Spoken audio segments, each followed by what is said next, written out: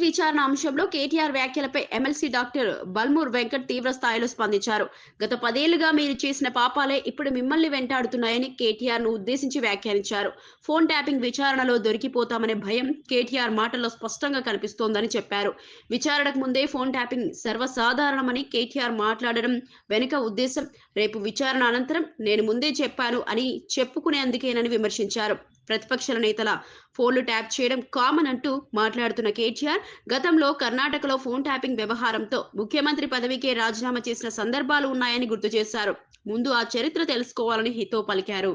SIT విచారణ కాకముందే 100% విచారణలో దొరికిపోతా అనే ఒక భయం కేటీఆర్ మాటల్లో చాలా స్పష్టంగా అర్థమవుతుంది.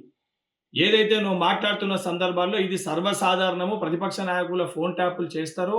ఏదైతే రాజకీయంలో ఉన్నప్పుడు, అధికారంలో ఉన్నప్పుడు ఇదేదో రెగ్యులర్ ప్రొసీజర్గా చెప్పే ప్రయత్నం చేస్తున్నావు. అండ్ రేపు పొద్దున కూడా దొరికినా కూడా నేను ముందే చెప్పినా కదా అనే విధంగా నీ యొక్క ప్రసంగం ఉన్నట్టు చాలా స్పష్టంగా అర్థమవుతుంది.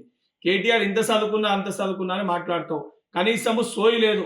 ఫోన్ ట్యాపింగ్ అనేది దేశ విద్రోహ శక్తులది, అంటే దేశ సంఘ విద్రోహ శక్తులది.